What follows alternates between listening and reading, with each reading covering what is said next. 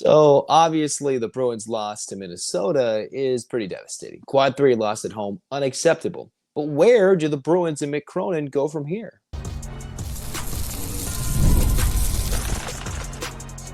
You are Locked On UCLA, your daily podcast on the UCLA Bruins. Part of the Locked On Podcast Network, your team every day. Welcome, everybody, to this edition of the Locked On UCLA Podcast. I'm your host, Zach Anderson-Yoxsimer. Thanks for making this show your first listen each and every day. It's free wherever you get your podcast, and it's available on YouTube. Like, comment, subscribe. Thanks for your support. And hey, to your team every day. Where we get started today, the vibes aren't really good in Westwood right now on the men's basketball side after a blown lead that led to a crushing loss to Minnesota. And I think I saw it pointed out, I guess I forgot, UCLA, USC, whether it's basketball on the men's side, whether it's football, can't seem to beat those pesky Golden Gophers. So good riddance. I don't want to see them for a while. All right. UCLA with an ugly quad 3 home loss, their first quad 3 loss of the season. For perspective, the other quad 3 games UCLA's played are home games against Washington, when we were kind of uncertain about the Bruins heading into to Big Ten play against the former Pac-12 rival. And then the other quad 3 loss, or quad 3 home victory, I should say, was to Penn State. And Penn State's gone around when they've been healthy and made life miserable for opposing teams, having to fight them to the bitter ends. Now, Minnesota fits the bill a little differently. That's not a game you lose at home. But I said my piece. And we're going to have to live with that. So what can UCLA do to become a lot more successful in situations like that, where you have a big lead, you're playing a team that's got a player that's going off, and it's crunch time? Well, if we're going to talk about free throws, where we should probably start, and that's where a lot of people were really commenting about the free throws. Okay, I knew this. I'm pretty sure we've all known this for 2 months. I remember going and doing a crossover. You go watch this with Isaac Shade of the Locked On Tar Heels podcast back in early to mid-December.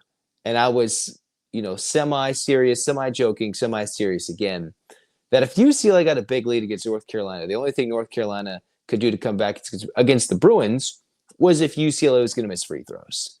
This is not a team that has been truly consistent, regardless of who's shooting the free throws in crunch time that they make them. Even Sebastian Mack seems a lot less reliable this season from the line. We've seen games where Stefanovic, who was perfect to start the year from the line, missed clutch free throws. UCLA was lucky to escape Indiana with a win at this rate after they missed all those free throws against Minnesota, did the Bruins the other night. So free throw shooting is a big bugaboo. How can they navigate it? Well, one, how about we not let the team down 17 get back into the game? Like, let's keep that as an 8 to 7 point margin, because as much as you can miss a free throw and lose momentum in the last couple of minutes, UCLA kind of took their foot off the gas pedal. And that's where Cronin is leaning hard into his players, but the lack of toughness, the lack of effort, a truly miserable game where you thought in the first half, okay, it was going well, and then it truly fell off the rails. But obviously free throws are something UCLA has to take care of, and sometimes they shoot much better. They do. And there are rare occasions, one in the end of 2024 and here in February 2025, where they can lay an egg from the charity stripe. Two, the other thing is, why not use your secret weapons? Mick Cronin was talking before the season. His biggest weakness for this team is the center position. It's pretty obvious. When UCLA goes against teams with bigs or multiple bigs, that's where UCLA tends to struggle. And even if UCLA wins, sometimes the teams with the big player, like as in Oregon, for an example, even though UCLA won that game or two, the first time they played the Ducks in Eugene, Nate Biddle went off and was very efficient. UCLA struggled against the Big Ten favorites at the moment. That's Michigan. They had 2 7-footers. Not every team is going to be walking up with a 7-foot point guard as a transfer from Yale and Danny Wolf, but stopping the 7-foot center on the other side, a little tough as well. And then one of the biggest teams UCLA's faced top to bottom was New Mexico. And New Mexico is now 22-4, a favorite to win the Mountain West regular season and the Mountain West Conference tournament potentially and UCLA couldn't win that game on a neutral floor. So things we knew going into the Minnesota game where UCLA struggles a little bit with size, and then that also carries over into lack of free throw shooting.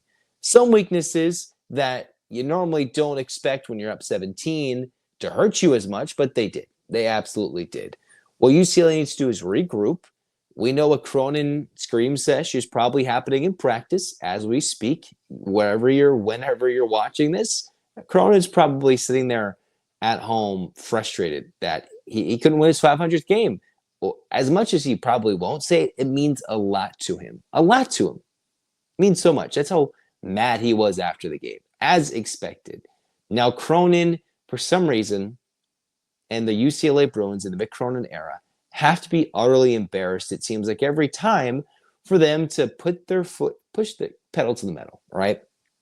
To get embarrassed. Sometimes it's by a post-game call-out. Sometimes it's an ugly beatdown. And sometimes it's just a lack of focus late in games, that's happened in this era with Mick Cronin. It has happened this year more than most when you're transitioning a lot of new pieces into Mick Cronin's wishes, right? When you're trying to figure out 8 to 9, 10 pieces, UCLA sometimes loses the lack of focus. And that's why there has to be blame on Mick Cronin. He can't just dish it to his assistant coaches or his players. And we can't just shy away from giving blame to Mick Cronin in this situation, because why, when the opposition's big man is going off? I know Aday is not the fleetest of foot. No. And I know William Kyle at this moment is not the most dominant offensive force, and he would have missed more free throws than the rest of the Bruins combined, because he has. Why not mix it up? Why does it always have to be an effort thing? And yes, sometimes it did look a little off last night, but I think there's better ways to put your players in better matchups moving forward. Now, I know Cronin takes a lot of pride in terms of effort, defensive prowess, and just sheer tenacity going after the ball, deflections in practice, impressing upon the head coach, the assistants. That's important. Leaning on the game plan. But I'd like UCLA to win a game when they don't have to go by the game plan, right? What happens if they can just win a game and get out there and fight for 40 minutes, even if things aren't going according to plan? Because how many times do you have to make adjustments? You have to be able to make adjustments. And sometimes when UCLA is doing things well, but not according to the game plan, or leaving themselves vulnerable to a comeback, they don't seem to adjust to the other team adjusting, right? Listening to Josh Lewin and Tracy Murray, they were sitting there worried on the broadcast the other night about UCLA might not come out well in the first 5 minutes. They tend to not. And that's probably been something that we don't always point out. Oh, it's an effort thing. It's an effort thing. How is it an effort thing when you go into the locker room? Now, maybe the most overblown thing is halftime adjustments by coaches, but UCLA in the first 5 minutes of the second half are vulnerable, even to the point where their regular broadcasters, Josh Lewin and Tracy Murray, a former Bruin, sit there. I'm worried about how the Bruins are going to show up these next 5 minutes and then play the last 5 minutes. There has to be something within those halftime moments that UCLA needs to focus. And 3, UCLA has to lean on some of their better players as of late. Why not give the ball to Aday? Why not? If it's not Mata's game, I understand. I can completely understand in certain moments if Mata's not the matchup. But why can't the Bruins give more time to William Kyle, who played really well, was uber athletic, in a dominant victory against Iowa? I've believed, okay, that's why you don't have to start these players. They're not worthy of starting. But UCLA is reluctant at times to go big when they have the players to do so. We haven't seen Kyle. We haven't seen Mata on the floor together. I'm not sure we ever will, even though Cronin's teased it a little bit. At this point, if we haven't seen it, it's the mid to late part of February. I don't think we will, unless for some reason he does that against Michigan, if they meet in the Big Ten tournament. The Bruins do have a big analytic potential win on Sunday. What does that mean? Ohio State doesn't have the best win-loss record. They don't have the best Big Ten record, but analytically speaking, with how they dominated Kentucky on a neutral site, with the wins they've built up, it could be a huge resume boost, more analytically speaking. It doesn't fit the eye test. You look at the record, you look at a ranking or the lack thereof, you're like, okay, but you see the nets, And Ohio State sits there technically. If you read the analytics based on efficiency, defensive efficiency, who they've faced in the non-con into the regular season of the Big Ten, they are a scrappy good ball club. And UCLA is going to have to wake up to win a quad one game after blowing the one against Minnesota, which can still build to this resume. If UCLA beats Ohio State, that would be their 8th quad one win. Again, Ohio State teetering on the edge of whether that's a quad one win or a quad two home win. Either way, it still builds the resume for the Bruins. If they can't figure it out, though, this is where they're vulnerable to a late game skid. We'll know a lot about UCLA, not just the first 5 minutes, not the first 20 minutes, how they compete the next 120 minutes. What does that mean? Not including overtime, but playing Ohio State, playing Purdue, and then playing Northwestern. It's one thing to come out and question effort. They play well at home on a Sunday afternoon where it's Bill Walton Day. It's another thing to get up for you playing Purdue. But how you do that? Well, you mix in travel a couple of times, 4 days off of practice, and then just gearing up for games. UCLA has yet to go into a true Big Ten road trip. I'm not talking the Pacific Northwest schools. I'm not talking the USC trip either. True Big Ten trip where they go and sweep the road games. UCLA can win back the bandwagon, if you will. They can win back our trust. They can win back our hearts by beating Ohio State and then going on the road and proving they can not just beat one Big Ten team at their home gym, but beating 2 Big Ten teams in the same road trip during Big Ten play. That's what UCLA needs to do to earn back the trust. Obviously, free throw shooting source of concern. That's already been a thing. Worry about size. Well, play those guys, those 2 players you have coming off the bench who can make an impact for you. And 3, hey, let's not forget about the true freshman Trent Perry every once in a while. Because if Dylan Andrews, we're going to say he's trying hard and he's struggling, I do like when Dylan Andrews can get the ball in certain situations. I would have trusted Dylan Andrews a little more late in that game than Sebastian Mack. Because Dylan Andrews has time and time again made that shot. Whether it be against Riverside, against Oregon, or Washington, he's made that shot. So I'd like to see Dylan Andrews get the ball late in the games. As awkward and as weird as that sounds looking at his numbers, late game, you need a bucket to win the game. Dylan Andrews has been a lot more reliable than the majority of the Bruins. I know Eric Daly Jr. has a game winner against Michigan State, but the Bruins have twice now given the ball to Sebastian Mack, and the results have not panned out. All right. Now, there's going to be a lot to talk about. There's still a few more days between now and Bill Walton Day. And coming up next, speaking of another team trying to build and hope injuries don't play a big role, it's the UCLA women who are figuring out what's life after the unbeaten bubble comes to an end, as now the number 3 team in the country. We'll talk about that next on Locked On UCLA.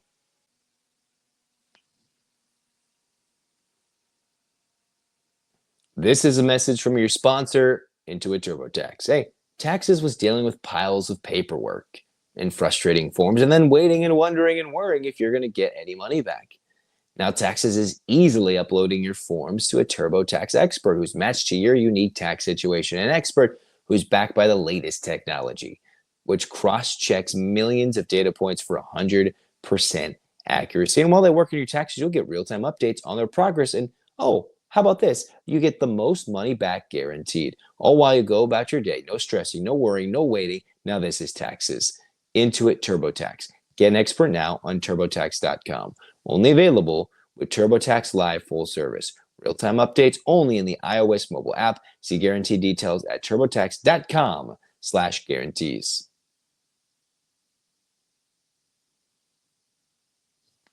All right, here we go. We're talking UCLA women's basketball. Last time we checked on them, they were surviving a close battle against Michigan State without Lauren Betts. Another, I think, the second or third game, I believe it's more the third game where the Bruins are playing without Lauren Betts this year. They've played a couple of games without their All-Americans. Kiki Rice early, Lauren Betts after they beat Long Beach in mid-December, and now back again here in mid-February. I haven't read anything that says that she'll be out long-term, and I expect her to hopefully be back against Illinois. But if not, then UCLA has a chance to see 2 players in particular earn more playing time. That is Janiah Barker, and then it is also the likes of Timea Gardiner. Now, Gardner's been in and out of the starting lineup, and depending on the shooting, depending on the matchups, what Corey Close wants, we might see Gardner go in and out. Illinois, a recently ranked, freshly anointed top 25 team, is another chance for UCLA to pad the resume. Although, let's be real, you look at the polling, you look at the selection committee, which released their top 16 teams. UCLA, in the heart of the selection committee, has done enough has enough of a body of work with their wins and their tough, close loss at SC to be the top team in the country. Polling across the country, people don't believe so. Yes, you can win this game against Illinois, but nobody's going to believe it until you go play SC at home and potentially do the same thing against good Big Ten teams in the Midwest when you're playing them in the Big Ten tournament. And only then will UCLA solidify themselves as a 1 seed. I believe it. I've told you many times on this podcast, I'm very frustrated with how the Bruins are viewed nationally, but they need to grow as a team. And there's 2 ways to do so. Barker, who is a key component. We saw how important she was against USC, getting buckets, blowing kisses to the crowd.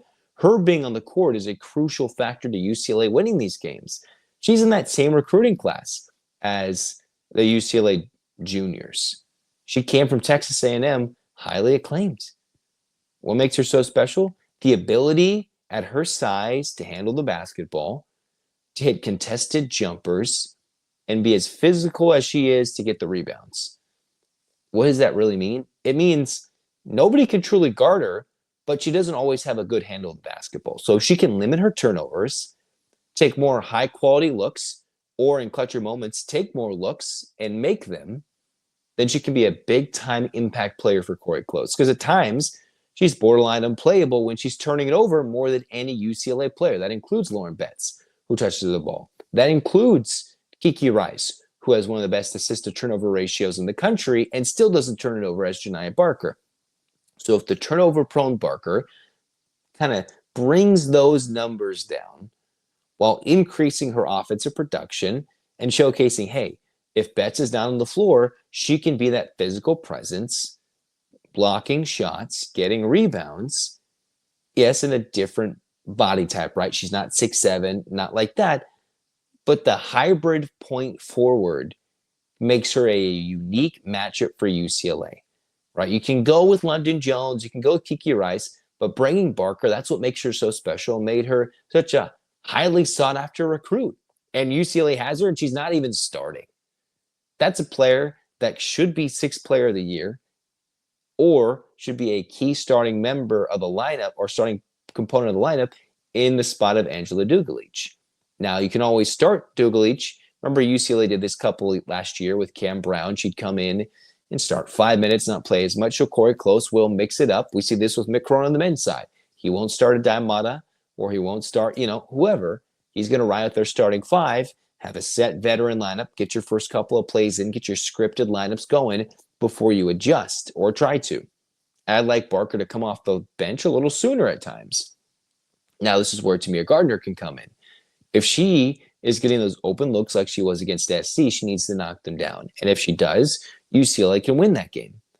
When she had open looks against Michigan State, against Sparty, knocked it down for the win, was clutch, hit 3 to 4 threes at a highly efficient clip, because that takes the pressure off London Jones' shoulders.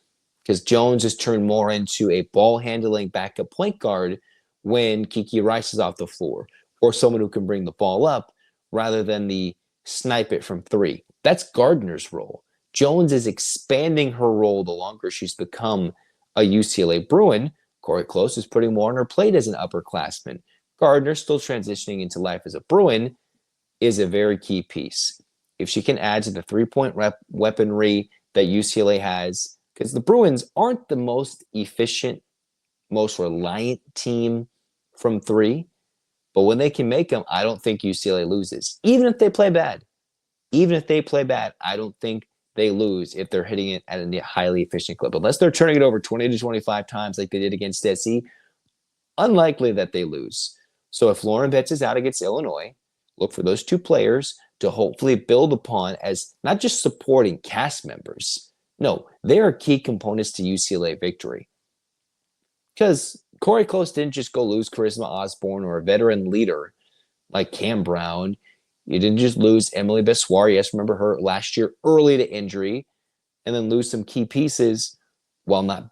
No, they built up in the portal. I know the big name will be Kiki Iriafen from Stanford to SC and other, of course, big portal additions across the country. But UCLA won the portal. Now it's time that the former Oregon State Beaver, that the former Aggie steps up and plays like it. Now, they played well at times for sure. But the biggest games, the USC game, again, is coming up in a couple of weeks when they played at Pauley Pavilion and it's already sold out. And this is a chance if Betts is out for those two players against Illinois to step up. And if not, they still need to step up. They still need to prove that they're important pieces, whether or not Lauren Betts is playing in this next game or two. But it's still a tough matchup against Illinois. Chance to pad the resume, but I don't think anybody's going to bat an eye if they win against Illinois. That's just unfortunately the case. We're all waiting to the next big matchup against USC. That's kind of how it feels like the national relevancy is for the Bruins right now. Okay, cool, you can do this. We're expecting you to win. Oh, you almost choked to Michigan State? That's going to hurt you more than it helps you, even if Lauren Betts was out. That's how it feels to me. And they can't really shake that. They can't shake, they couldn't beat SC until they go beat them.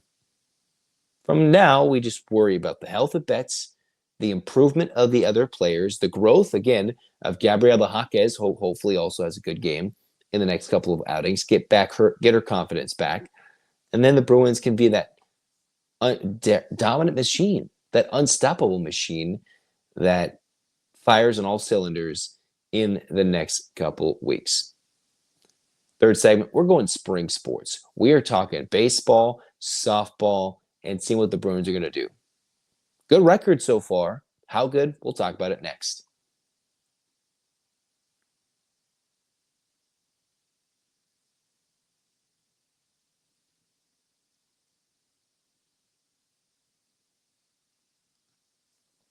All right, let's start things off with UCLA baseball. A somewhat turbulent offseason, right? When you add to the fact that, UCLA almost didn't have a baseball field this year. Remember, in September, they weren't allowed to go to Jackie Robinson. They had to battle the VA affairs. They had to battle the government to literally keep their lease, to keep the land, to play their baseball games, which is already tougher to get to with limited parking, already a smaller venue for a program that's won a national championship in a little over the last decade plus. But last year, they're a bit of a laughingstock, 19-33, 9-21 in Pac-12 play, 4-20 on the road. Yes, you mix in some injuries, but John Savage has not had a strong run as of late. So this is a chance for him to bring it back, get UCLA successful, and turn it into something really, really dominant. UCLA in their first week of games, they had a 3-game set against Cal Poly and then played BYU on a Monday or a midweek game. UCLA outscored those teams 52-8 to the tune of 4 wins. 4-0. Now, they didn't get anywhere close to the top 25 because unlike in softball where you can play a bunch of top 25 teams in one weekend like they do in the first few weeks of the season, one series win at home, 4 home wins, isn't going to move the needle to the national spotlight back on the Bruins. They used to get the job done by pitching and defense, and the next thing you know, you get a bunt, you get a base hit here. That's how the Bruins used to do it. Old school West Coast baseball. Now that the power hitters and the power pitchers are getting bought by the SEC or getting thrown around the conference, UCLA has got to find a new way to compete here in 2025.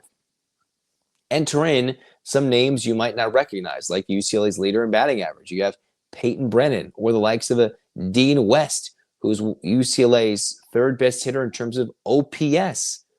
Now, UCLA at this moment has 6 players through the first 4 games who are hitting 300 or better.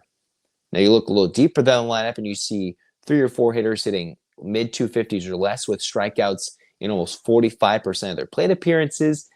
That's where UCLA might be a little vulnerable this year. Swing and miss, but maybe a bit more offense. Now, the Bruins did have to battle with the pitching last year. They couldn't always score runs at the right time. That's where UCLA needs to battle themselves into a spot in a Big Ten conference that I just don't think will be as competitive as the Pac-12. It should not be. This is one of those sports for UCLA where the move to the Big Ten, despite the travel, should help them competitively. You're not playing Arizona State. All right, you're not playing Oregon State, who was a nationally premier was a top tier program on the West Coast. Oregon has somewhat turned into one of those. Washington, okay, they made a College World Series run a few years ago, but they're not a dominant program year in and year out. UCLA going to the Big Ten should mean more success. If you look at the overall history, what Big Ten teams have done consistently in the College World Series, it should mean more success. So the Bruins with a quick early start, this is what they have coming up in their schedule. They get to go to one of those big Texas tournaments. We've seen that in recent years where they go, college baseball teams go east, they go to the closed-door stadiums in Major League Baseball before the pro teams get there. UCLA is going to do that. They get to go to, not a pro team, but they get to go to Whataburger Field at Corpus Christi, Texas. So they're going to be in the Kleberg Bank Classic. They take on Texas A&M Corpus Christi. All right. Washington State and Michigan State. Now, if I'm looking from a pure name brand perspective and you're looking without stats and numbers and what these pitchers throw, you'd think those should be 3 easy wins for the Bruins. That's not always as easy as said as it is done for the Bruins. But I'd expect UCLA to have a 2-1 week. Then the following week, they have 2 games against Arizona State in LA for a midweek set. And then they have the Southern California College Baseball Classic, Vandy, UConn, USC in some big-time matchups before they start playing some Big Ten teams. All right. Next couple of games, they get a Michigan State. They mix in a Michigan midweek. They've got a lot of games that can really build the resume, and some of them are at home on the West Coast. A lot less travel UCLA has to do early. Other than an early trip to College Park, Maryland in March, UCLA, pretty comfy in California for a large portion, all right? You see all those other schools, the big Northeast schools. This is where John Savage and his team has to do damage at home before going at the end of March to West Lafayette, Indiana. That just sounds brutal. To go play baseball in late March at Purdue at Alexander Field, no. UCLA's just got to get off the ground running and be successful and prove that they're a premier West Coast club because they've been falling off the map. I'd like to see them get back. Speaking of getting back, last year it was UCLA softball. All right, Kelly Inouye Perez went out there with the team that was embarrassed after getting stunned in the first round of the NCAA tournament 2-0 as a national seed in 2023 at their own regional. Like not even a supers, their own regional, they went 2-0 and scored a couple of runs. Last year, they righted the ship, went a little deeper in the Pac-12 tournament, of course, making them run all the way back to the College World Series, where they fell short, of course, at the hands of former Pac-12 rival Stanford. But that's a step forward for a UCLA team that's looking for a way to move past the Maya Brady era. All right, this era of UCLA players who have been dominant, who are either close to touching or were members of that national championship team prior to COVID, prior to this Oklahoma run. That's pretty much all gone, right? No more COVID, no more players who played with those players for the most part. UCLA has a new era, finally, without the COVID era seniors. That's pretty much done. Doesn't mean that Inouye Perez has not gone out and gotten the best players, in the portal and recruited. This is going to be a younger team, which we've already seen in the first couple of weeks of this season, gotten UCLA off to a hot start. 9-1. Where they start off the season 9-0, easy home dubs in the Stacy Winsberg Memorial Tournament. And then they go to the Mark Campbell Invitational, get more wins. And then next thing you know, UCLA goes to the Shriners Children's Clearwater Invitational in Florida, and the Bruins get some dubs. They beat Oklahoma State, you beat Kentucky, you beat Alabama. Everything was going good until a Sunday morning bout with the Virginia Cavaliers. An unranked team comes out and upsets the Bruins late. Virginia went up 5-0.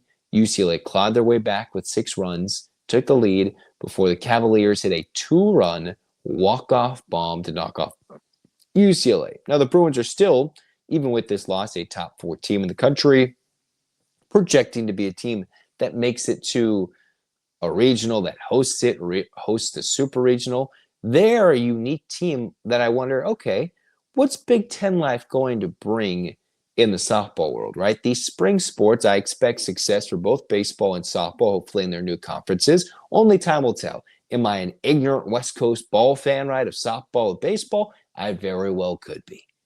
But I expect UCLA to carry the tradition in softball. I expect baseball to get their freaking act together. And we can go into deeper dives as the season projects, but get to Oklahoma City and dominate. And for UCLA, it's been a long time since Omaha's been calling. A very long time since they had one of the best teams in the country, and they fell short in the Supers to Michigan in 2019, who eventually made it all the way back to the College World Series Championship Series. It's time for those two programs to get back on top. Now they've been dominant. Those two teams are combined 13-1 in their first few weekends of the season. We'll talk more about it, but John Savage trying to rekindle some magic, all while there's the off-season turmoil of the baseball stadium, and then you've got UCLA softball. Someone's got to dethrone those freaking Sooners. I don't want to hear no more Boomer Sooner, hear any more of those mean old fans talking trash to my buddies. No. We're done with that. Dethrone them. Let's get it done. Let's get an excited A-clap and rock and roll. All right. And 1, 2, 3, 4, 5, 6, 7, 8. UCLA. Fight. This has been Locked On UCLA. Zach signing off. Hey, we're going to talk more men's basketball, women's basketball, throw in some football. We're going to bring it all here on Locked On UCLA. Like, comment, subscribe, download. Thanks for your support. This has been Locked On UCLA. Zach signing off. Go Bruins.